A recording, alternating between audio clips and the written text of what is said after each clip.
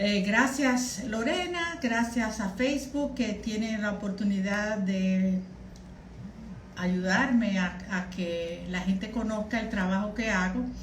Esta noche les voy a hablar de las constelaciones familiares, que es uno de los trabajos que hago para ayudar a las personas que vienen a consulta o que vienen a los talleres, pues a entender un poco de esta nueva modalidad innovadora, porque tiene pocos años, no tiene como 30, donde podemos arreglar un sistema familiar o podemos quitar un conflicto familiar en cualquiera de sus modalidades, llámese enfermedad, llámese conflicto de pareja, conflicto de dinero, conflicto con los hijos, dificultades en la comunicación, dificultades de cualquier índole, inclusive problemas de herencias, problemas de enfermedades que parecen ser enfermedades genéticas, o sea, traídas del sistema familiar, que no son más que, como expliqué los otros días, lealtades invisibles o lealtades familiares. El término de constelaciones familiares ha sido un término que ha creado muchas dificultades en la comprensión, porque originalmente no se llamaba así. Originalmente, estamos hablando de hace 30 años, los términos que se usaban para las constelaciones era reconstrucción de familias. Ese fue uno de los primeros, en el año 1981, de las primeras experiencias en la que la reconstrucción de un sistema familiar se hacía a través de una situación específica que se llevaba a un taller de grupo. El verdadero nombre es configuraciones de familia. Resulta ser que le pusieron constelaciones familiares y muchas personas confunden el término, porque las constelaciones se entiende que es un asunto astrológico. La verdad que no es astrológico, sino que es una palabra que ha creado muchas confusiones. Sin embargo, los resultados de esta mal llamada constelación familiar o reconstrucción del sistema familiar es una terapia muy eficaz, muy espiritual y breve. O sea, una persona cuando va a un taller fácilmente puede ver una situación que no se hacía evidente y que no se podía comprender porque no era evidente. Había sido guardado como un secreto, porque esa historia, de alguna manera o de otra, constituyó un evento que dolió, avergonzó al sistema. Y esos secretos permanecen en la memoria del familiar, la memoria individual, la memoria del colectivo, porque nosotros todos estamos inmersos en una conciencia que es colectiva, que es individual, que es familiar. Antes no se hablaba de eso. Se habló hace un par de siglos atrás, cuando Freud, de la conciencia personal, Jung, la conciencia colectiva. Y en el siglo pasado se determinó que existe además una conciencia individual. Y al darse cuenta de que hay una conciencia individual y que esa conciencia individual es leal a la historia familiar, entonces es importante que hoy, con las pocas cosas que yo pueda decir, ustedes comiencen a vislumbrar, a darse permiso, vamos a decirlo de otra manera, de hurgar en esos secretos familiares, en caso de que uno de ustedes no se sienta completamente satisfecho, pleno con su propia vida. ¿Qué puede haber ocurrido en mi familia hace muchísimo tiempo, mucho antes de yo nacer, mucho antes de yo ser concebido, que se guardó como un secreto familiar y que mi alma, con amor ciego, es leal y dice: yo soy el que voy a salvar este sistema familiar de estas historias. Y encontramos millones de casos donde un miembro de la familia se hace el que quiere salvar la familia a través de muchísimas formas de hacerlo. Voy a leer una definición de una de mis maestras, de uno de sus libros, que para que ustedes entiendan la definición que ella hace de constelaciones familiares. Dice Tew Boltzmann: constelaciones familiares como expresión técnica describe un procedimiento sistémico y fenomenológico para configurar sistemas familiares con la ayuda de personas que representan a los miembros de la familia. Esta configuración permite mirar a la persona y a su sistema familiar como un conjunto, entendiendo las implicaciones inconscientes que la perjudican en la auténtica realización de su destino. El inconsciente familiar es leal. Con el asunto del inconsciente familiar se crearon dos términos importantes que hay que entender. Le expliqué en un artículo que está en mi blog, que los invito a leerlo, sobre las lealtades familiares, que existen dos tipos de conciencias. La conciencia que se le llama la buena conciencia y la conciencia que se le llama la mala conciencia. Son términos que pueden ser, como el nombre de constelaciones, mal interpretados.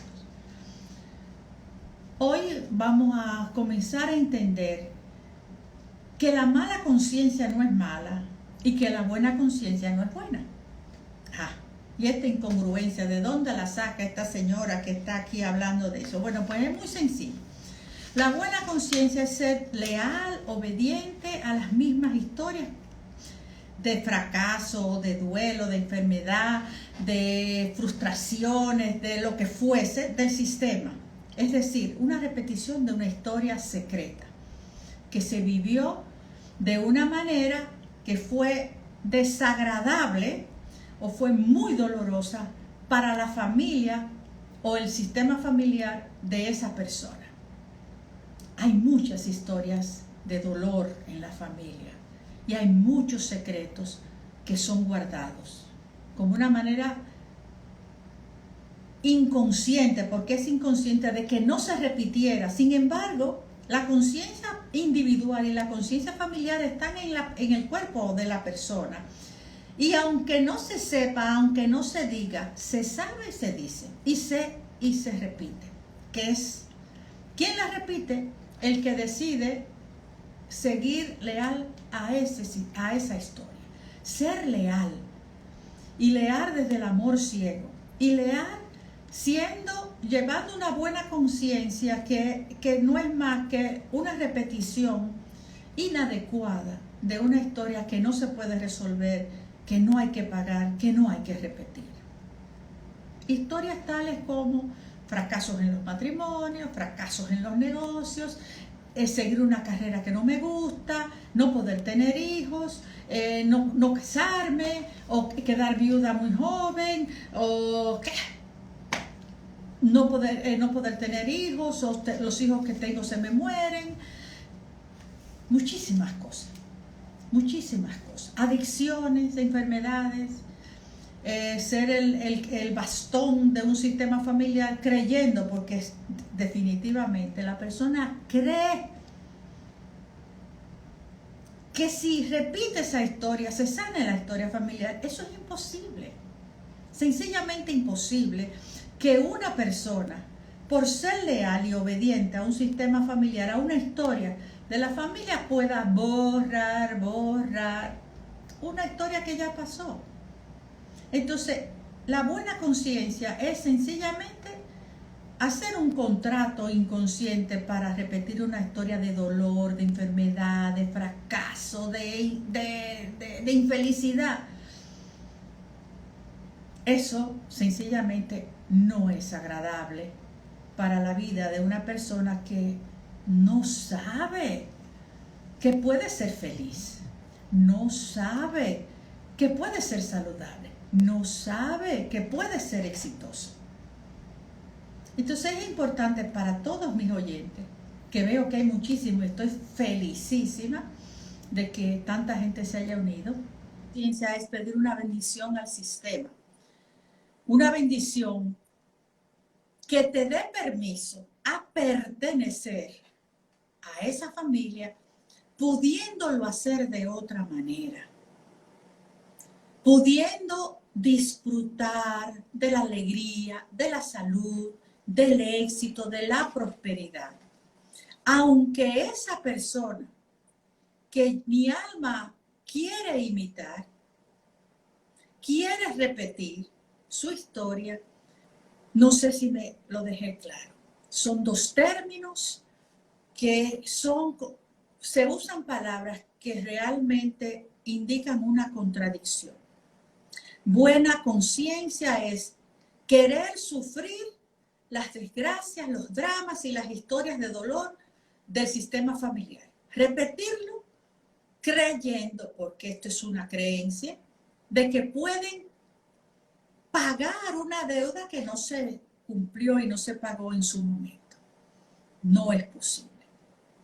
Y la mala conciencia, que él dice, eso tiene mala conciencia. No. La mala conciencia es sencillamente la bendición que se le pide a ese miembro de la familia y al sistema para poder ser feliz, saludable, exitoso, próspero y poder vivir una vida plena, que es lo que todos necesitamos vivir. Todos estamos llamados a ser felices. Nadie, absolutamente nadie, tiene que cargar dramas de historia que ni las sabe, ni las conoce, ni las vivió y no sabe de qué generación fue. ¿Estamos claros? Espero que sí. Entonces, sigo hablando. Además de los talleres en grupo, donde representantes, o sea, participantes, ayudan en la conformación o el levantamiento de la pregunta que hace la persona interesada en ver su situación, se entran en lo que se llama la información que carga el que pide la pregunta y se conectan en el mundo del quantum, cuánticamente, eso es un mundo de información en el que estamos inmersos. Nosotros vivimos inmersos en informaciones y se conectan con la situación.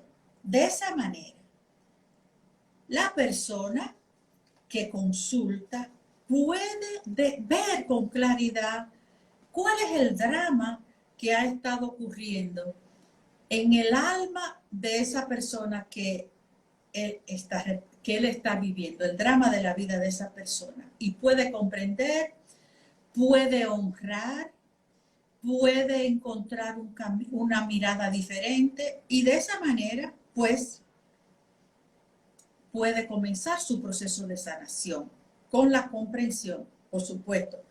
Hay situaciones que se resuelven rápidamente porque se entienden y no son tan profundas. Hay otras que toman más tiempo. Normalmente, después de una constelación, la persona tiene que darse el tiempo. Diríamos como, usando un término que ha sido usado bíblicamente por muchísimos siglos, es un periodo de cuarentena.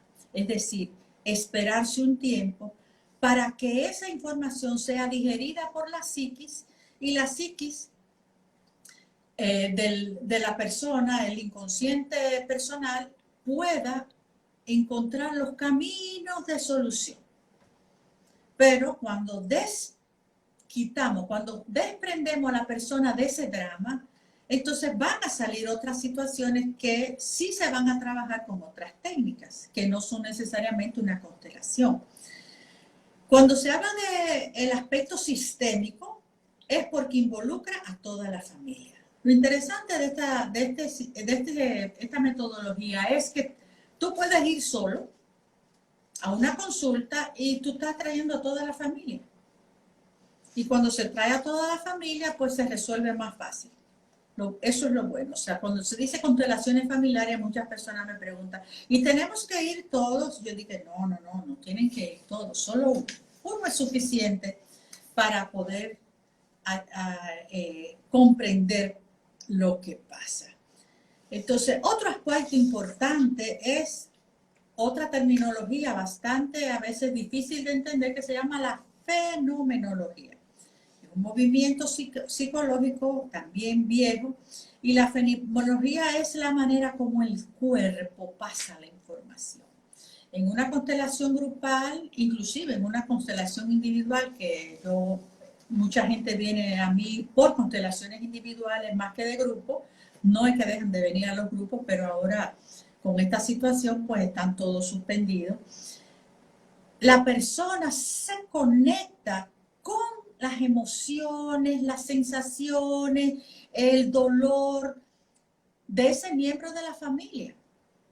Y una persona sin saber nada, porque yo hago mis constelaciones a ciegas, o sea, nadie sabe a quién representa. Sin embargo, se conecta corporalmente a través de su cuerpo con lo que está pasando con la persona que pregunta y con la persona que representa. Sin saber nada, quizás alguna persona se da cuenta de que eso es lo que le ha vivido. A veces en las constelaciones no hay que explicar nada. No hay que decir este. Porque mucha gente que son muy cerebrales, que son muy mentales, a veces les interesa comprender. Esta terapia, lo bueno que tiene es que si tú permites que la cabeza no se meta y no interfiera en tu inconsciente, entonces el proceso se da porque el inconsciente va a sanar. Todo lo que es visto desde esta mirada va a su lugar y se sana, o sea, se ajusta. Y cuando se cambia la mirada ante los eventos, el mundo comienza a traerte otras cosas. Porque como decía alguna gente, porque ahora ya uno no sabe quién dijo qué, porque ahora todo el mundo dice la misma cosa que dijeron hace los filósofos griegos y ahora se lo pegaron a uno que nació antes de ayer. Entonces, vamos a decir, Jung dice que no podemos cambiar si seguimos usando los mismos métodos. No sé quién dijo eso, debe haberlo dicho otra gente antes. Pero yo no sé, esas son las frases que se han dicho en los últimos tiempos. Que tú no puedes cambiar hasta que tú no cambies la mirada. Solo y nos cambie la manera de abordaje. Entonces, esto es una invitación para todas aquellas personas que se sientan que algo no está bien, algo no está claro. Siento un cansancio, un peso, por más esfuerzos que haga, no consigo entender lo que estoy cargando. Entonces, además de las constelaciones grupales, las constelaciones individuales, los principios de la buena conciencia, la mala conciencia, esa información, hay 3 principios importantes que se llaman los órdenes del amor. Esos son los fundamentos en los cuales tomamos una mirada a ver qué pasa ahí. ¿Y qué pasa ahí? Bueno, pasan muchísimas cosas. Los primeros principios que se utilizaron fueron el principio de la jerarquía y el principio de dar y tomar. El otro principio, que es el principio de la vinculación, no se tomaba tanto en cuenta hasta años después. Y voy a explicar esos tres principios, porque cualquiera de esos tres principios que usted sienta que está fallando, ya usted está metido en un lío. Vamos a hablar del principio de la jerarquía. ¿Qué significa la jerarquía? La jerarquía es que usted no puede ocupar un lugar al que no pertenece. Y aquí nosotros vivimos violando el principio de la jerarquía. Y voy a poner algunos ejemplos. Hay hermanitos que el chiquito quiere ser el más grande de la familia. Ya el chiquito tiene que ser chiquito, no puede ser el primogénito. ¿Cuántos de ustedes que me están viendo quieren ser más grande que el grande o quieren ocupar el lugar del grande? Muchísimo. Un conflicto de jerarquía es ese. Otro ejemplo. Y eso es histórico porque siempre el primero para una familia era el hombre.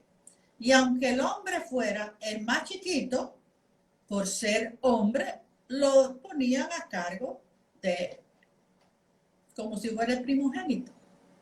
El pobre infeliz, que es el chiquito, cuando lo ponen a ser primogénito, se entra en un conflicto de lugar.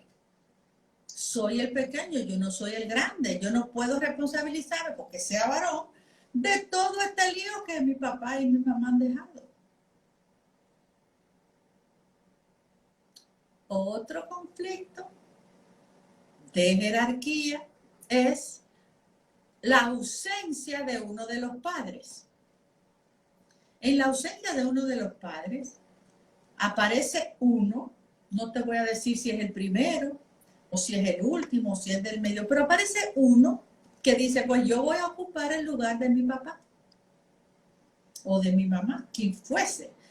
Y se pueden morir o se puede ocupar por muerte, por divorcio, por viaje, porque me fui para los Estados Unidos a ganar dinero para mandárselo a mi familia. El asunto está que el hijo que ocupa la posición del padre ausente está metido en un lío. Y nosotros aquí en República Dominicana tenemos muchos hogares monoparentales de un papá donde el hijo, quiéralo tú o no, va a ocupar el lugar de la ausencia del papá ausente o la mamá ausente. Recuerdo esto es anecdótico, recuerdo haber ido a dar un taller en Santo Domingo a una escuela y fue un taller para los maestros y los padres de los muchachos. Y yo le decía en esa oportunidad que lo que íbamos a hacer era algo tan extraordinario que lo que moviéramos en ese taller iba a llegar a cualquier parte del universo donde se encontraran los miembros de la familia de los que estuviésemos trabajando. Pues ahí vimos muchas cosas.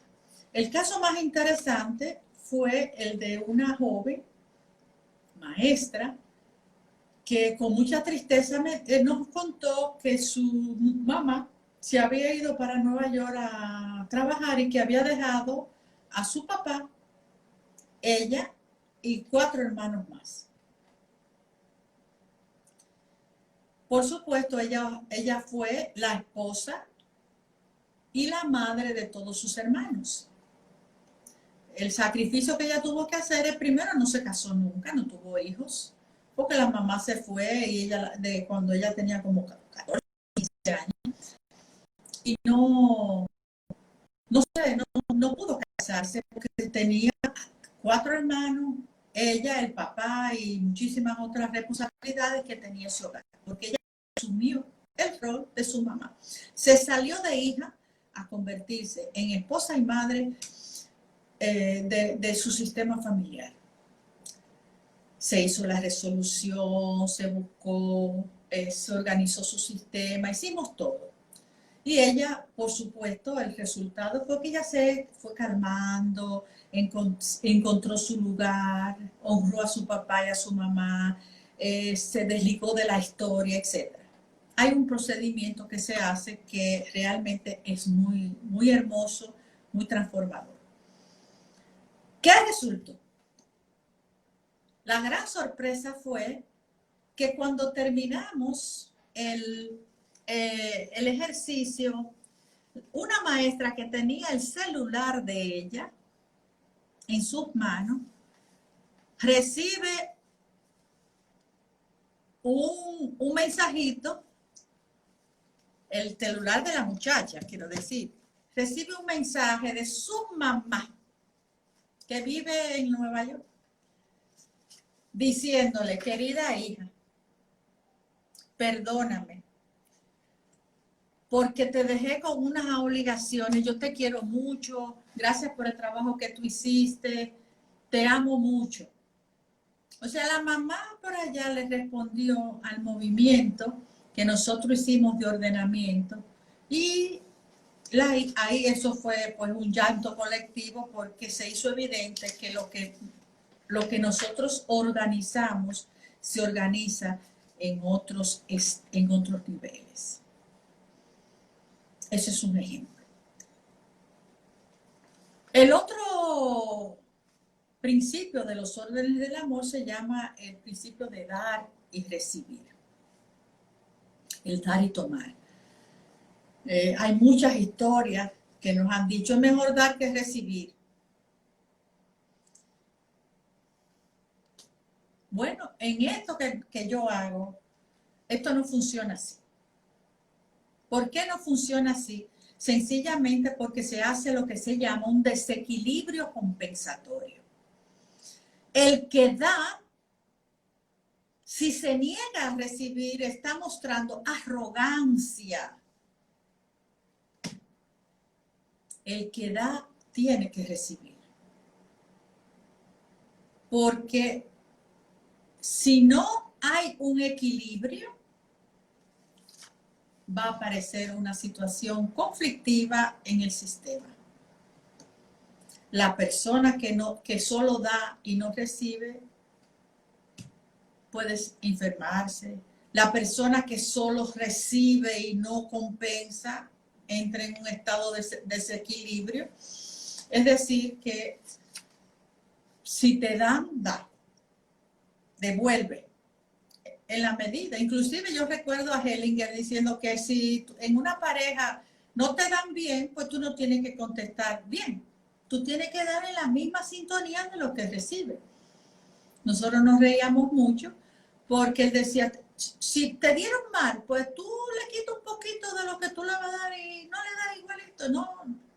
Pero equilibra, porque tú tienes que recibir en la misma calidad y cantidad de lo que tú das. La descompensación es un desequilibrio emocional que pasa factura. Entonces tenemos los dos principios que eran los primeros fundamentos. Jerarquía, hay un orden donde no se puede violentar los órdenes. Si tú eres el chiquito, tú eres el chiquito, y con papá y mamá siempre va a ser el chiquito. Por más que tú quieras, tú no te puedes convertir en la mamá de tu mamá o en el papá de tu mamá, nada de eso. Ni en el esposo, ni la esposa si tú eres un hijo. No puedes. Que se quede claro eso. Yo sé que mucha gente se le está rompiendo la cabeza. ¿Y por qué se le está rompiendo la cabeza? Porque no habían entendido que si tú eres chiquito, tú eres chiquita. Y aunque te ponga viejo, tú eres chiquito delante de tu papá y tu mamá. El tercer principio se llama el principio del vínculo. vínculo o la vinculación. Un principio muy, muy importante después que se vio. ¿Por qué? Porque el principio del vínculo es el que esconde los secretos familiares, el que esconde las historias de dolor, el que esconde todos los excluidos. Y hasta que no rescatemos las historias de los excluidos para verla, amarla y respetarla, entonces hay un nicho de posibilidades de que un miembro de los jóvenes repita la historia de esa persona que ha sido excluida. ¿Y cuántas historias de excluidas hay? Puedo mencionar algunas. No se habla, por ejemplo, de los hijos en la calle. No se habla de las amantes. No se habla de los que se suicidan. No se habla de los asesinos, de los ladrones, no se hablan de los abortos, no se hablan de los niños que mueren pequeñitos, no se hablan de los discapacitados, no se habla de cuántas cosas no se hablan. Bueno, ya yo llevo ahí unas cuantas historias de no se cuentan. No se habla de las mujeres que mueren de parto, ni los niños que se mueren con su mamá o los que sobreviven a una mamá muerta. No se habla de los niños adoptados. No se habla de los padres de los niños adoptados, de los padres biológicos. O sea, hay muchos secretos. No se habla de las violaciones, no se habla de los incestos, no se habla. Todo eso son secretos. Y los secretos pesan. Y los secretos salen a la luz a través de historias que un miembro de la familia o muchos miembros repiten. Hay mucha gente que se ha formado en las constelaciones, que se ha formado en distintas escuelas con distintos maestros, que lo usan como parte de su práctica profesional. El que estudia esto tiene que seguir estudiando siempre, porque esto es la terapia que más evoluciona, que en la profundidad espiritual del contenido de las historias. En la medida en que se van desentrañando estas madejas de secretos, más personas comienzan a sanarse. Y lo que estamos buscando es sencillamente que la humanidad sane en lo profundo de su psiquis para que tengamos un inconsciente colectivo sano, donde ya no se tengan que seguir repitiendo todas las tragedias históricas, conocidas y desconocidas, que todos cargamos. Se dice que para que yo esté aquí, en 20 generaciones hay más de 1 millón de personas que hicieron posible que yo estuviera aquí. En 1 millón de personas detrás de mí, cuántas historias, conociendo todo lo que la humanidad ha pasado, las historias que no han contado, porque realmente yo me he dado cuenta que las historias, quien la cuenta hay muchas mentiras en las historias, no nos cuentan las historias. Entonces, esto es importante que sepamos que detrás de nosotros hay muchos secretos, que si yo no me siento cómoda con la vida que estoy viviendo o con la carrera que yo he escogido o con la enfermedad que yo he tenido que vivir, con una lealtad inconsciente e invisible a mi sistema familiar, que me dicen, no, eso es el ADN que lo trae, eso, en tu familia lo que hay es esta historia. Señores, cuando hay una historia de una enfermedad, tenemos que buscar quién fue la primera persona del sistema que se enfermó, para determinar el drama que tuvo que pasar. Existen ahora mismo, y lo he dicho en varias conferencias, que hay una ciencia de los últimos años que implica la biología. La biología ahora se ha dado cuenta que 4 generaciones después de los dramas que sus bisabuelos o tatarabuelos vivieron, los tataranietos y los bisnietos están viviendo las enfermedades de los dramas que vivieron. sus ancestros, sin conocer la historia, porque de las historias de las guerras de Europa nadie la menciona, eso es un secreto, un silencio sepulcral. Nadie habla de los dramas que vivieron, ni los judíos, ni los españoles, ni los italianos, ni los rusos, nadie habla de eso.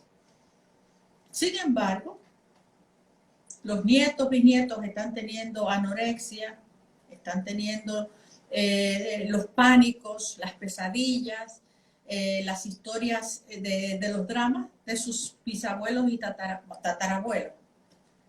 Más que bisabuelos, todavía los bisabuelos son demasiado jóvenes. Tengo un profesor que conocí, holandés, que nos contó su historia. Él comenzó a usar ropas militares, comenzó a perder de peso, parecía un salido de un campo de concentración. Él no entendía qué le pasaba ni nada, hasta que un día se acercó a sus padres porque tenía realmente se iba a morir.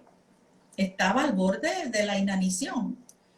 Una delgadez que parecía un cadáver, como las fotos que hemos visto, que hemos podido ver de los que salieron de los campos de concentración o los que estaban en los campos de concentración. Este profesor nos contó que cuando estaba en esa situación se acercó a sus padres porque él no sabía, y sus padres le dijeron que ellos eran de origen judío y que sus ancestros habían estado en los campos de concentración y habían muerto así como él estaba. Con esa comprensión, pues comenzó un proceso de sanación a través de las terapias que él se metió y comenzó a hurgar, a buscar para poder honrar las cargas de dolor que él estaba llevando, para poder sentirse que pertenecía ante el silencio sepulcral de sus familiares que tenían tanto miedo de hablar de esa historia, de decir el dolor que cargaban, que ese muchacho las cargó como si hubiese vivido en un campo de concentración. Esa ciencia, que pueden encontrar unos videos extraordinarios en YouTube, se llama la epigenética.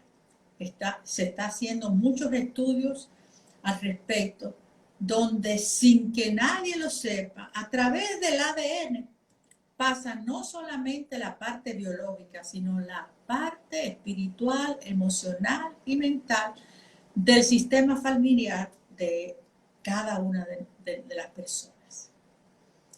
Puedo contar muchas cosas. Realmente tengo 45 minutos hablando. No sé si alguien quiere hacer alguna pregunta.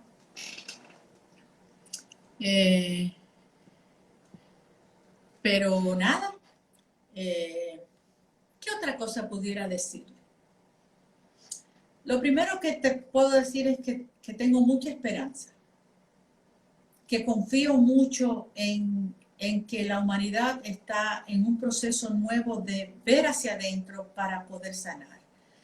Sanar el dolor, sanar el odio, sanar todo lo que tenemos que sanar. Y conectarnos con lo único que realmente necesitamos conectarnos, que es el amor. A nosotros nos enseñaron a olvidarnos del amor. Y no es el amor que estamos acostumbrados. Tengo la fe y tengo la certeza de que todo lo que estamos pasando a través de este confinamiento, este aislamiento, es hacernos conscientes de lo necesario que es el contacto, el afecto, los abrazos, el estar presente, el decir te quiero, el aceptar a ese que me dio la vida, tal como es, y agradecer lo que me dio, desde sus propias necesidades, desde su propio aprendizaje, desde su propia historia. No podía hacerlo de otra manera.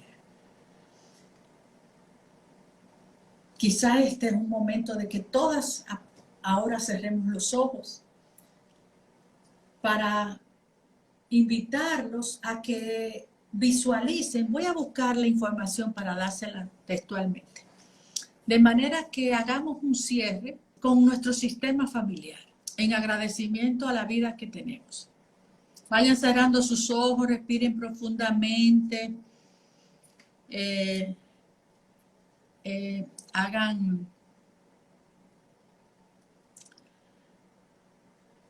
comiencen a visualizar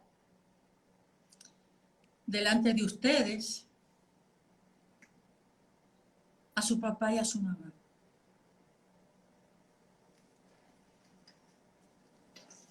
Y comiencen a ver, tal como somos, aunque se hayan divorciado, aunque estén muertos, no importa, papá y mamá siempre serán papá y mamá. Detrás de ellos van a ver a sus abuelos, a los papás de sus papás.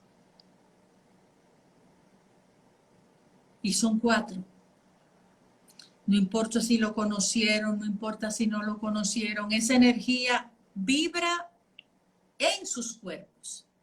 Detrás de esos 4 abuelos hay 8 bisabuelos, con sus historias, sus secretos, con toda su familia. Y detrás de sus 8 bisabuelos hay 16 tatarabuelos. Y así continuamos. Es como si tuviéramos una computadora que vamos aumentando de la manera que vamos aumentando. 2, 4, 6, 8, 2, 4, 8, 16, 32 y así sucesivamente. Y puedes incluir a tus tíos, tías, tíos abuelos, tías abuelas, todos los miembros de la familia, no importa que los conozca o no. Y vamos a decirles desde su alma la siguiente oración.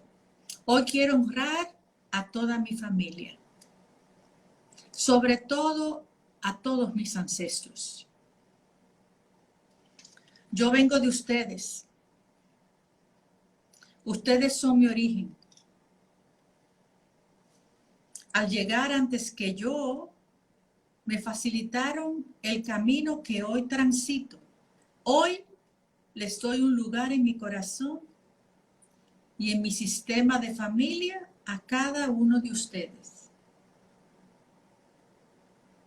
Hoy honro a los que lo hicieron bien y a los que lo hicieron mal. A los que se fueron y a los que se quedaron. A los abusadores y a los abusados. A los buenos y a los malos. A los ricos y a los pobres. A los fracasados y a los exitosos. A los saludables y a los enfermos. A los que conocí y a los que no conocí. A los que lo lograron y a los que no lo lograron. A cada uno de ustedes los honro. Sobre todo a cualquiera de ustedes que haya sido excluido por cualquier motivo. Yo no estaría aquí si ustedes no hubiesen llegado primero que yo. Los llevo a todos conmigo en cada paso que doy y en cada cosa que hago. A partir de hoy, cada paso que doy con mi pie derecho lo daré con mi padre y toda la familia de mi padre. Cada paso que doy con mi pie izquierdo lo doy con mi madre y la familia de mi madre, respetando los destinos de todos. Hoy les pido que me den la bendición para ser la persona más saludable, exitosa, amada, amorosa y abundante del mundo. Lo haré en honor a ustedes, poniendo el nombre de mi familia y mis raíces en alto. Gracias, papá. Gracias, mamá. Gracias, mis ancestros. Y coloquen ahí su nombre. Yo, fulana de tal, fulano de tal, hija de fulana de tal y fulano de tal. nacida él, y cada persona lo dice en su cabeza, en este lugar o donde quiera que estén.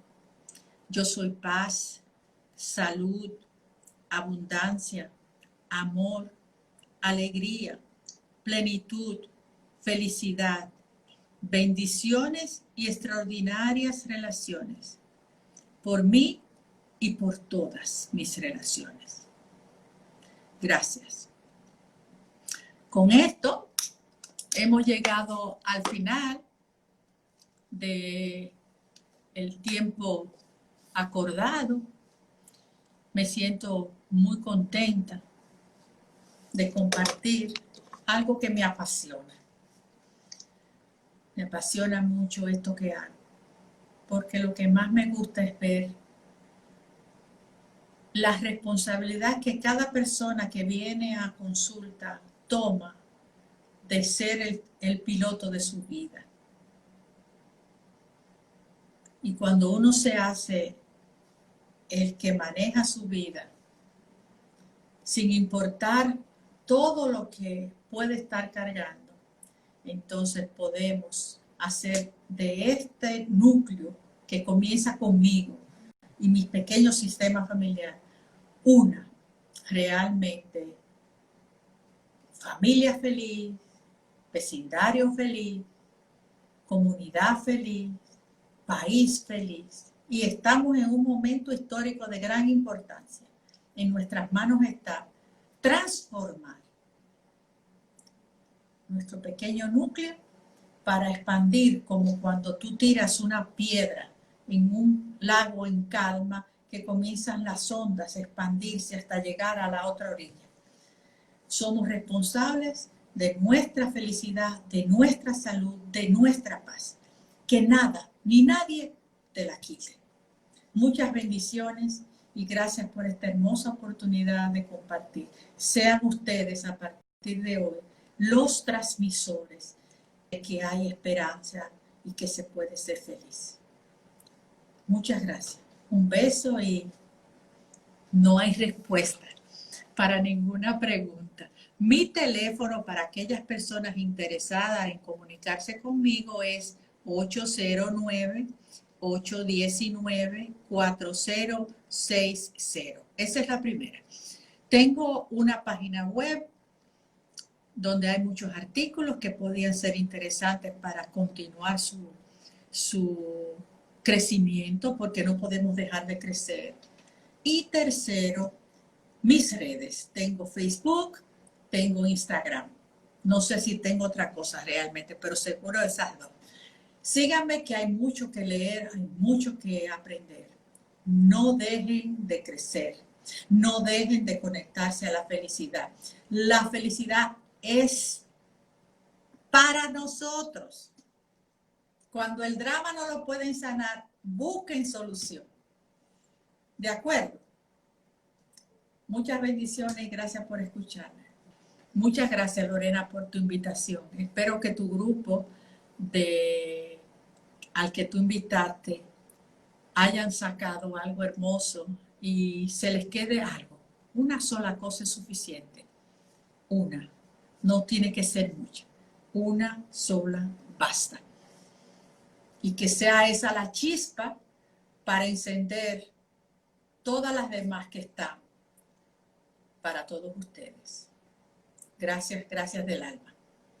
Me voy. Buenas noches.